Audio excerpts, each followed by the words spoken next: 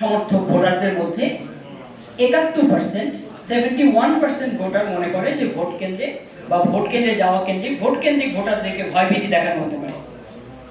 29%, 29% মনে করে যে ব্যালট বাক্স দখল হতে পারে। 36% মনে করে যে ভুয়া বা জাল ভোটের প্রবণতা থাকতে পারে, এবং 19% মনে করে যে অফিসিয়ালি ইনস্টিটিউশনালি পক্ষপাতদুষ্ট ভোট হতে পারে। অন্যান্য ক্ষেত্রেও আমরা দেখেছি 64% ভয়ভীতির কথা রিপোর্ট করেছে। আচ্ছা, আমরা এবারে আরেকটা চ্যাপ্টারে চলে যাই, সেটা হচ্ছে যে আমরা ভোটাররা কোন পার্টিকে ভোট দিবেন। এই প্রশ্নটা আমরা সামগ্রিকভাবে অ্যানালিসিস করি নাই, কারণ আমি শুরুতেই বলেছি, একদম শুরুতে আমি বলেছি যে আমরা নির্বাচনের আগে নির্বাচন কেন্দ্রিক কোনো স্পেকুলেশন আমাদের পারপাস না। দ্বিতীয়ত আমরা দেখেছি যে ভোটারদের অপিনিয়ন প্রতিদিন পরিবর্তন হতে পারে। তো প্রতিদিন পরিবর্তনযোগ্য একটা ভ্যারিয়েবলে আমরা একটা সিদ্ধান্ত বা একটা অ্যানালিসিস করাটা যৌক্তিক না হতে পারে। তাছাড়া আমাদের এই সার্ভেটা যেহেতু জানুয়ারির 31 তারিখে শেষ হয়েছে, জানুয়ারির 31 থেকে ফেব্রুয়ারির 11-12 দিনের মধ্যে ভোটের ডাইনামিক্স অনেক পরিবর্তন হতে পারে। আজকে আমরা এটা প্রেজেন্ট করছি 4 তারিখে, এই 4 দিনের মধ্যে মানুষের অপিনিয়ন পরিবর্তন হতে পারে। কাজে আমরা ম্যাক্রো কোনো ডেটা যে অমুক দল বেশি অমুক দল কম সেটা না করে আমরা কিছু মাইক্রো প্যারামিটারে দেখার চেষ্টা করেছি। আমরা একটা প্যারামিটার দেখেছি, এক্ষেত্রে দুটো মাইক্রো প্যারামিটার আমরা দেখেছি।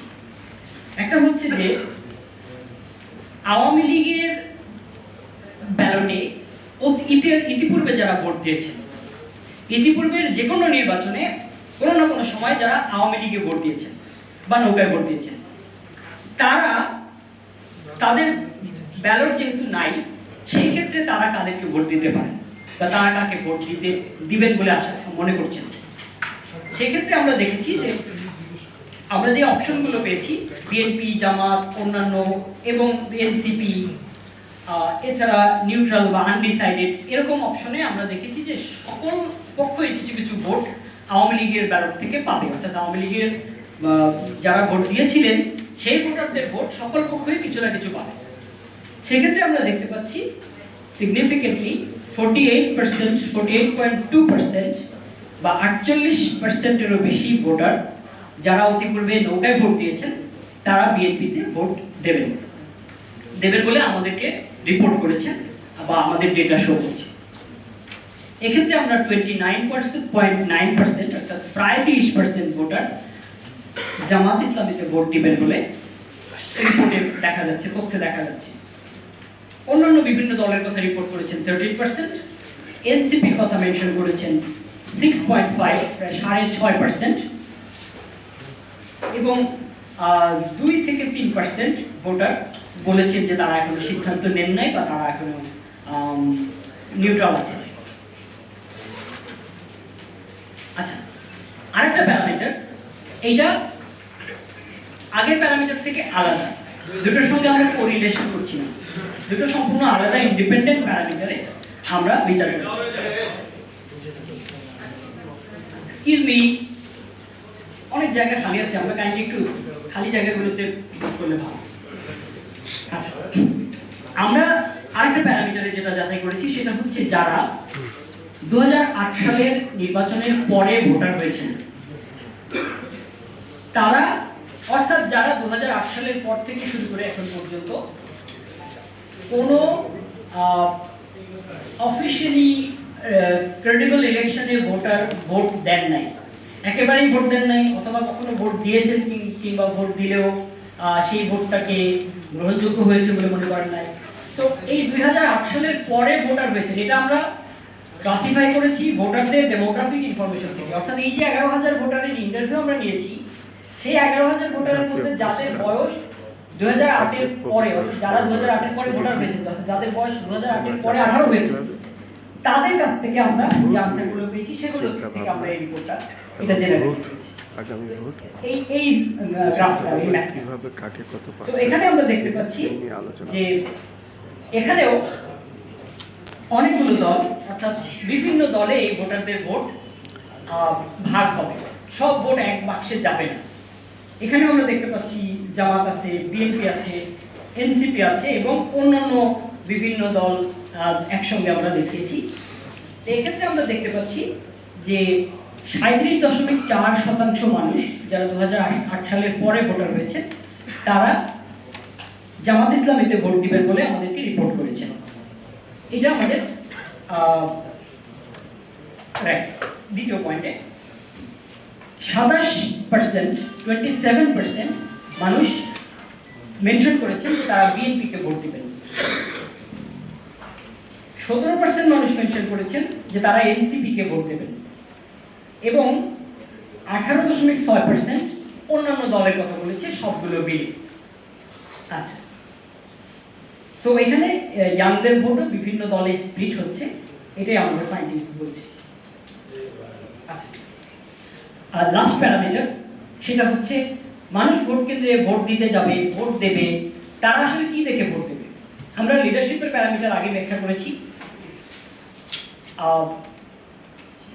কমিটমেন্টের প্যারামিটারগুলো ব্যাখ্যা করেছি, যে করাপশন থেকে শুরু করে রিলিজিয়ন পর্যন্ত। এখানে আমরা দেখছি যে স্পেসিফিকভাবে ক্যান্ডিডেট না পার্টি, ক্যান্ডিডেট না মার্কা, প্রার্থী না মার্কা, এইখানে একটা ডাইনামিক্স আমরা আছে। আমরা মাঝে মাঝেই শুনি যে মানুষ বোধহয় শুধু প্রার্থী দেখে ভোট দেয় বা মানুষ বোধহয় শুধু মার্কাও দেখে ভোট দেয়। আমাদের এই ফাইন্ডিংসটা আমাদেরকে সুনির্দিষ্টভাবে ইন্ডিকেট করে যে মানুষ, অধিকাংশ মানুষ উভয়কে ফোকাস করে, তবে শুধু মার্কা দেখে ভোট দেওয়ার সংখ্যার চেয়ে প্রার্থীর যোগ্যতা বা প্রার্থী এবং মার্কার সমন্বিত যোগ্যতা দেখে ভোট দেওয়ার প্রবণতা সবচেয়ে বেশি। আমরা দেখেছি 33.2%, অর্থাৎ 33%-এরও বেশি মানুষ প্রার্থী এবং মার্কা এই দুটোর সমন্বিত পসিবিলিটি, প্রসপেক্ট দেখে তারা ভোট প্রদান করবে। 30.2% অর্থাৎ 30.2% ভোটার বলেছে যে তারা শুধু মার্কা দেখে ভোট দিবেন, শুধু প্রার্থী দেখে ভোট দিবেন। 30.2% শুধু প্রার্থীর যোগ্যতা দেখে ভোট দেবেন। আর দ্বিতীয় লাইন যেটা হচ্ছে পার্টি দেখে ভোট দেবেন কারা, শুধু মার্কা দেখে ভোট দেবেন কারা, সেক্ষেত্রে আমরা দেখেছি 30.4% অর্থাৎ 30.4% ভোটার শুধু মার্কা দেখে ভোট দেবেন। কিছু মানুষ বলেছে যে আমরা জানি না এখনো কি বিবেচনায় ভোট দেবো, সেটা 6%-এর মতো। সো আমাদের প্রেজেন্টেশন এখানে শেষ। আমার মনে হয় আমরা সাংবাদিকদের কাছে প্রশ্ন উত্তরে যাব, 2-3টা প্রশ্ন আমরা আনসার করব। তার আগে আমরা প্যানেলিস্ট এবং সম্মানিত অতিথিবৃন্দের কাছ থেকে একটু আলোচনা শুনে নেব। আমাদের এখানে উপস্থিত আছেন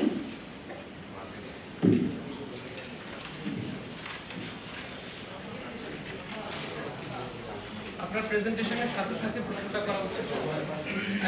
এটা কিন্তু লেন্ডিং এর একটু যদি আপনার এখানে কোরিলেটেড এটা যদি হয় আপনাকে এটার ভিতর থেকে আরেকটু ব্যাখ্যা আসবে। তো আমার মনে হয় এক্সপার্টরা যখন বলবে তখন প্রাইমারি কিছু আপনি যেটা বলেছেন এটার উপর প্রাইমারি কিছু একটু জানতে চাই। আমার কোরিটা হচ্ছে আমি এনটিভি, আমি সিনিয়র প্রশ্নে এনটিভি, আমি একটু আচ্ছা আমরা প্রশ্ন নিব, বললাম তো আমার মনে হয় আমরা যেভাবে অর্ডারটা করছি সেভাবেই আমাদের যেতে আমাদের কমফোর্টেবল হবে। তাহলে একটু কোঅপারেট করেন, ঠিক আছে? আমি আমন্ত্রণ জানাচ্ছি আমাদের আজকের অনুষ্ঠানের স্পেশাল আজকের প্রোগ্রামের সভাপতি শাহজালাল বিজ্ঞান ও প্রযুক্তি বিশ্ববিদ্যালয়ের প্রফেসর ডক্টর মোহাম্মদ শাহাবুল হক। আমি শাহাবুল হক স্যারকে বক্তব্য রাখার জন্য অনুরোধ জানাচ্ছি।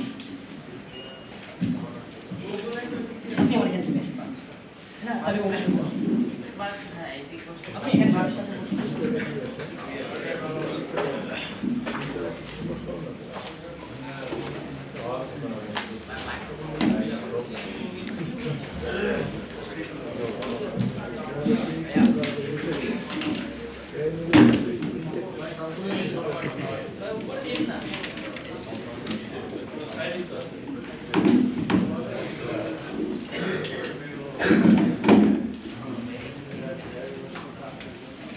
ধন্যবাদ সবাইকে আজকের এই অনুষ্ঠানে আসার জন্য।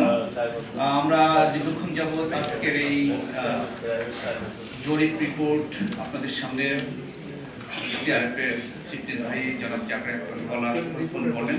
এখানে কয়েকটা বিষয় একটু দৃষ্টিপাত করছি সেটা হচ্ছে যে আপনারা দেখেছেন যে মানুষের ভিতরে যে ভোট দানের ক্ষেত্রে বা ভোট দেওয়ার ক্ষেত্রে কতটা উৎসাহ উদ্দীপনা।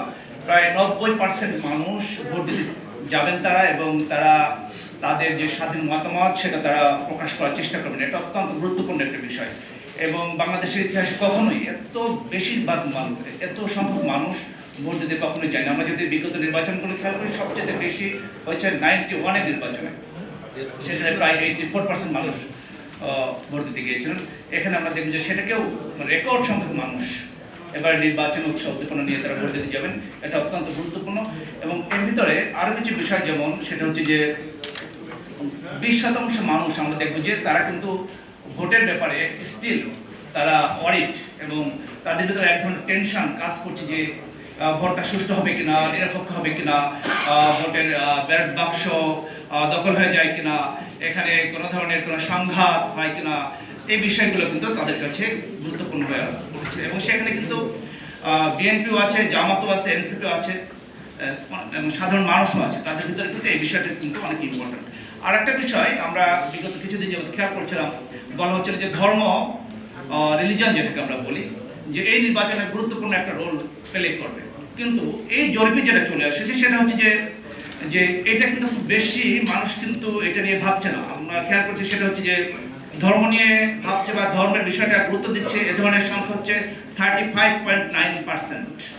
টোটাল 11,038 রেসপন্ডেন্ট, তার ভিতর থেকে 35.9% মানুষ মনে করছে যে ধর্মটা একটা গুরুত্বপূর্ণ ইস্যু হতে পারে। কিন্তু এর যে অনেক গুরুত্বপূর্ণ ইস্যু তারা কনসিডারেশন নিয়েছে, যেমন করাপশন, যে ওই প্রার্থী, সংশ্লিষ্ট প্রার্থী বা সংশ্লিষ্ট দলের বিরুদ্ধে করাপশনের অভিযোগ আছে কিনা, এটা প্রায় 67.3% মানুষ। তারপরে এই যে দ্রব্যমূল্যের যে ইস্যুগুলো, এটাও মানুষ কিন্তু গুরুত্বের সাথে দেখেছে। তারপরে দেশের ডেভেলপমেন্টের সাথে জড়িত বা ডেভেলপমেন্ট করতে চায় বা ডেভেলপমেন্ট নিয়ে কথা বলে, এমপ্লয়মেন্ট, এই বিষয়গুলো আছে। কিন্তু সেক্ষেত্রে কিন্তু আমরা দেখেছি compare with other parameters, religion কিন্তু খুব গুরুত্বপূর্ণ কোনো রোল এখানে কিন্তু প্লে করতে পারছে না। একটা বিষয়। আর একটা বিষয় আমরা যেটা দেখবো সেটা হচ্ছে যে এখানে মিস্টার জাকারিয়া পলাশ উল্লেখ করলেন যে যারা অতীতে কোনো কালে কোনো দিন, বিগত 3টা নির্বাচনটা আমরা দেখেছি যে এটা সুষ্ঠু নিরপেক্ষ নির্বাচনের ধারা কিছু হয়নি, দিনের ভোট রাতে হয়েছে, এই বিষয়গুলো তো আসছে। কিন্তু এখানে আমরা দেখেছি যে 48% মানুষ তারা চাচ্ছে যে যারা অতীতে কখনোই আওয়ামী লীগকে ভোট দিয়েছে বা আওয়ামী লীগের সাথে জড়িত ছিল হয়তো, তারা এবার হয়তো বা বিএনপিকে ভোট দিতে পারে। বাট বাকি 52% মানুষ, মানে আওয়ামী লীগের যারা আওয়ামী লীগের সমর্থক, আওয়ামী লীগের ভোট দিয়েছে, মেজরিটি পার্সেন্ট মানুষ কাকে ভোট দিবে এটা কিন্তু এখনো কিন্তু এনশিওর হয়নি, নিশ্চিত না। এটা কিন্তু একটা ইম্পর্টেন্ট বিষয় আমার কাছে মনে হয়েছে। এবং আর একটা বিষয় যেটা আমি এখানে বলবো সেটা হচ্ছে যে আপনার যে মানুষ আসলে আমরা বলে থাকি বা সাধারণ জনগণ বলে থাকি যে মার্কা একটা ইম্পর্টেন্ট।